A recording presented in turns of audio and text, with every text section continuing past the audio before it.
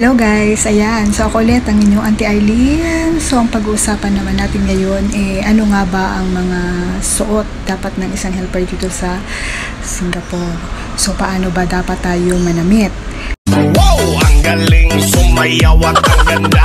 Ganyan ang mga dugong Pilipino. So yun ang sasagutin natin ngayon guys. Bali actually yan po ay depende sa kung ano yung klase ng employer na meron tayo. Kasi meron po kasi mga employer na medyo ano pang tawag doon, conservative. At meron din namang okay, walang pakialaman. Kasi guys dito sa Singapore is safe lang sa Pilipinas yung weather. So hindi ka naman pwede sobrang init tapos ang suot mong damit is coated ka or balot na balot ka talaga, diba? So yun, paano ka makakakilos ng maayos, ganon.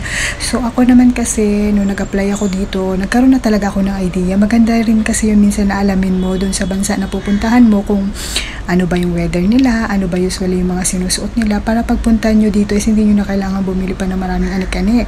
Kumbaga ready kayo sa lugar na pupuntahan nyo, sa pananamit nyo kung paano. Pero hindi ko lang alam kung ang tinutukoy dito is yung pananamit sa looban ng bahay or pananamit sa labas or kung ano pag nag-day off or ganon. So yun na lang guys, isa-isayin na lang natin. Yung pananamit sa loob ng bahay, syempre pagbaguhan ka pa lang, syempre i-gain mo pa lang syempre yung trust ng employer mo or yung papakita mo kung anong klaseng tao ka or anong kwan. Kasi di ba aminin mo natin o hindi, minsan kasi minsan yung tao na judge tayo according sa kung ano yung physical appearance natin.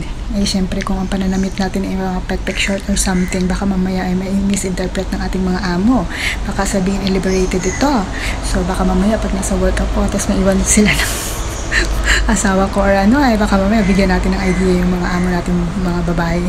Kasi guys, may mga syempre tao lang din naman yan, may nararamdaman din yan sila. So syempre minsan ano bang tawag doon? Sabi nila pagka mag-asawa na lang daw minsan para magkapatid na lang yung tulingan. Hindi ko nila lahat pero usually ganun. So baka mamaya kasi baka minsan magkaroon ng something, hindi ko nila lahat, ganon. Kaya pag simula ka pa lang sa amo mo, siguro naman yung above, below the knee, huwag naman yung above the knee yung suotin mo or kahit pek short ang suotin mo sa loob ng bahay habang nag-work ka, kasi baka mamaya magpunas-punas ka na something dyan, makikita yung kuyokot mo or something, diba? So parang hindi naman siya maganda or hindi naman siya kaya-aya tingnan, ganon. At kailangan mo rin syempre maging ang tawag doon, presentable ka pa rin kahit nasa loob ka ng bahay. Or hindi kayo parang akala mo nasa loob tayo na sarili nating bahay na makaspaghetti tayo or something dyan, ganyan. So nandito tayo para magtrabaho, nandito tayo para pagsilbihan sila. So yun, dapat umayon tayo yung pananamit natin according sa kung paano tayo work dito sa Singapore. I mean kung ano yung work natin dito sa Singapore, ganon. So, ako naman guys, nakadalawang employer na ako. As lagi kong sinasabi, yung first employer ko talaga sa totoo lang guys, may uniform ako doon sa bahay nila. Ang alaga ko doon is newborn. So, every mag-working hours ako, naka-uniform ako, magpapalit lang ako dyan bago matulog. Kasi dito guys, bago ka matulog talagang kailangan mo mag-shower. So, ibig sabihin, magpapalit ka talaga ng damit. So, yun, magpapalit ka. Wala na silang pakialam dyan kung paano ka magano kasi, kumbaga, ano mo na yan sa side mo na yan. Pero, kasi dahil nga ang alaga ko kasi paggabi is ako pa rin or may scheduling kami na ako yung maghihele, magpapatulog sa kanya. Yung amo kong babae magpapadede kasi breastfeed siya. Yung amo kong lalaki magpapaburp. So, kahit gabi, nagkikita-kita kami sa kwarto ng bata. So, kung magpa-perfect short ako dyan, baka makita, baka mamaya naman ma-misinterpret ng aking among lalaki at baka sabihin siniseduce ko siya or something, di ba? So, yun. Kaya ako, yung short ko nun is, hindi naman siya below the knee, hindi naman siya above the knee, pero okay, hanggang tuhod, yun na lang. So, ganun yung aking pambahay nung time na yun. Tapos, kasi nga yung suot ko naman na, ang tawag doon, yung ko is bumili kasi ako sa ukay-ukay na mga maninipis na mga lang na mga hanggang tuhod talaga at meron ding mga mas malapad, mahaba pa yung ganun. So, wala talaga akong sinusuot na pambahay na maiksi.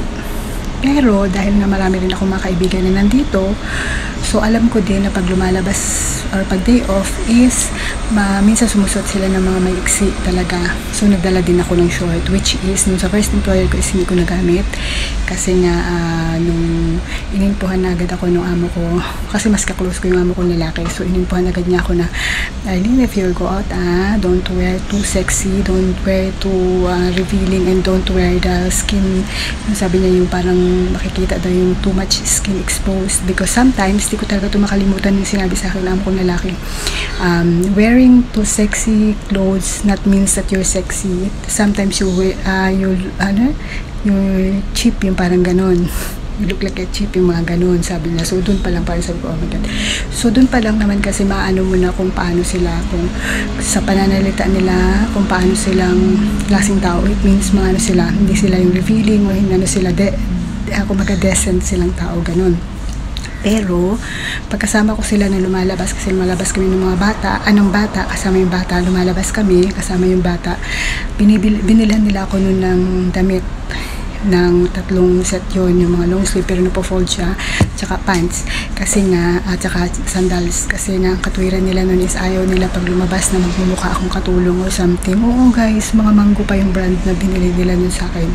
So yun, binilan talaga nila ako para kahit daw ganun yung work ko is maging look presentable ako, at kung pag kumain kami sa table magkasama talaga kami, hindi ko ano kinakain nila, yun lang. Kasi minsan nga ako yung nailang, kasi minsan yung alam mo yung sa coffee, kasi alam mo na mahilig ako sa coffee, alam mo yung parang ako may ilang paano ba ako kumilos dito, kasi maganda yung restaurant na kininan namin. So yun, nga. So, depende rin sa mga amo natin kung paano tayo dapat manamit. Pero sa umpisa, kung kikilalanin nyo pa lang yung amo nyo, wala pa kayong idea kung anong klaseng amo meron kayo, so mas maganda at mas safe siguro kung magsuot kayo ng medyo maluwag na damit, or yung mga sabihin natin loose at saka mahaba na pambaba, para to make it safe. Pag hindi naman, at saka mukha naman naging ka-close nyo na sila at okay naman sa kanila yung mga ganun, na parang magkakapamilya na kayo, ganun.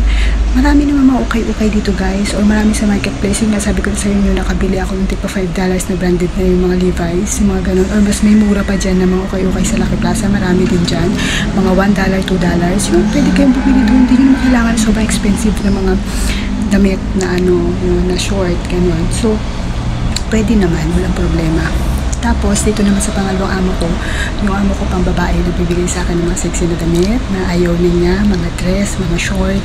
So, sa kanya is, okay, wala siyang pakailan kung paano ka manamit, kung paano ko manamit. Kaya kung makikita niyo sila mga video ko pag lumalabas ako, may freedom akong isuot yung kung ano gusto ko. Yun lang maganda sa bago ko employer ngayon, wala silang pakailan kung paano, as long as siguro hindi ka bastos-bastos talaga yung suot ko. So yun, kaya bless ako. Sobrang love ko talaga itong pangalawang amo ko ngayon guys. So yun lang, sana nakatulong. At saka yung pananamit sa umpisa, kung hindi nyo alam, huwag kayong manamit dito ng sobrang sexy. Although sa labas wala silang pakailaman dyan, pero syempre yung mga amo natin ang parang, kasi sila yung parang nire-represent natin yun. So parang respeto para sa kanila. Kung sa atin is mga sa Pilipinas medyo revealing tayo manamit, pagdating dito, although sa labas marami din mga revealing na tao, pero yun nga, sa umpisa wag nyo muna pakitaan ng sobrang ma-expose yung body nyo sa harap ng amo nyo, wag muna.